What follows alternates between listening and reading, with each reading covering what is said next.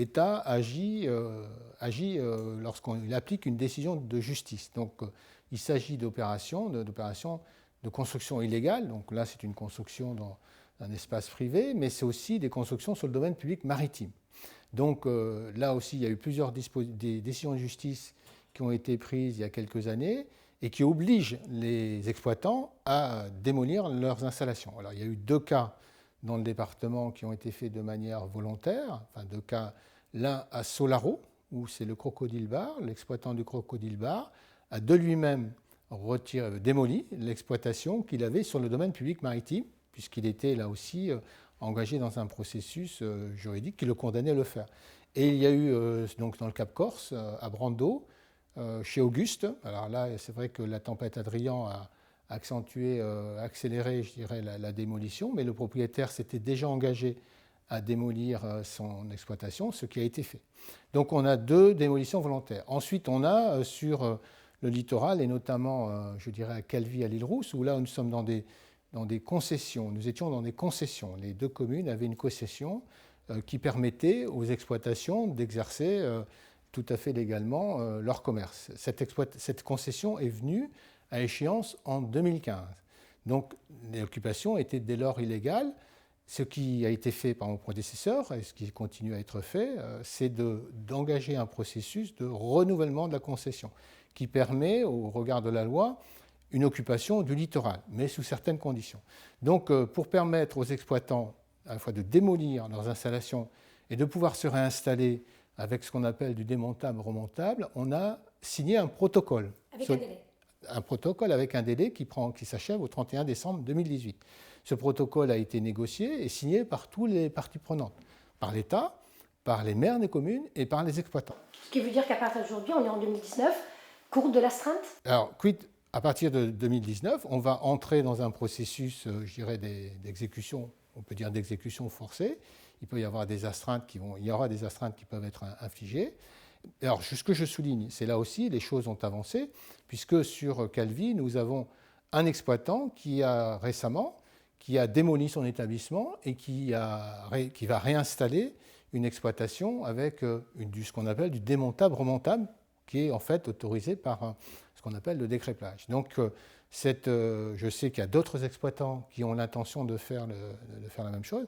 Donc, ça veut dire que moi, je salue cette démarche. Pour vous, ça veut dire que c'est possible. Oui, c'est possible, exactement. L'exploitant qui a réalisé cette opération a démontré que c'était possible, et c'était possible à un coût tout à fait raisonnable, parce que l'argument qui nous a été souvent invoqué, c'était que c'était prohibitif et qu'on ne pouvait pas que les exploitants n'avaient pas les moyens financiers de réaliser cette opération. Donc c'est un signe positif. Nous continuons, bien évidemment, moi je continue à travailler avec le maire de Calvi et avec le maire de l'Île-Rousse pour pouvoir renouveler la concession, parce que je rappelle qu'au vu de l'occupation du domaine public maritime, c'est la seule façon d'autoriser une exploitation, bien sûr sous condition, du domaine public maritime. Monsieur le préfet, clairement, ce n'est pas nouveau, cette problématique de construction illégale et notamment d'occupation du domaine public maritime jugé illégal. La décision que vous avez aujourd'hui d'entrer en action et de procéder aux démolitions quand il le faut pour vous, pour appliquer les décisions de justice, c'est nouveau? Ce sont de nouvelles consignes? Non, c'est la suite d'engagements ou de positions qui ont été arrêtées. Moi, je suis là pour appliquer des décisions de justice. Ça, c'est un principe de droit. Nous avons, avec la préfète de Corse... Ce n'est pas systématique jusqu'à aujourd'hui. Non, c'est pas... Mais vous savez, ce sont des procédures qui sont toujours très longues. Il se trouve qu'on arrive au bout de procédures, après de très longues années, on arrive au moment où on doit exécuter ces décisions de justice. Donc c'est un concours de circonstances. Mais ça répond, je voulais souligner, ça répond à la ligne que nous avons fixée, c'est-à-dire que nous exécutons, il faut respecter bien évidemment la législation relative à l'occupation du domaine public maritime, mettre fin à l'occupation illégale de ce domaine public maritime, autoriser ce qui est autorisable, donc du démontable remontable.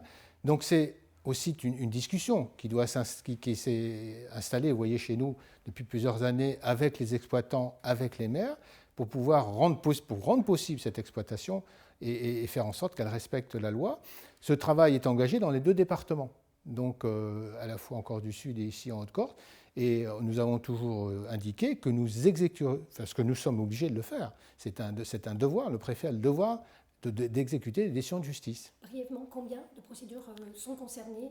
Alors, dans Haute-Corse, nous avons plus d'une vingtaine de procédures qui sont en cours. Bon, on n'est pas sur le plan de on n'est pas sur le point de faire démolir les exploitations. Je vous ai dit que tout ça a été résulté d'un long processus, donc une vingtaine, et je ne désespère pas que les exploitants, voyant maintenant que la démolition à leurs frais était réalisable, moyennant un coût finalement supportable, vont entrer dans ce processus et que nous n'aurons pas à exécuter de manière forcée les décisions de justice. Une vingtaine qui concerne tout le domaine public maritime? Oui, tout à fait, en Haute-Corse, oui.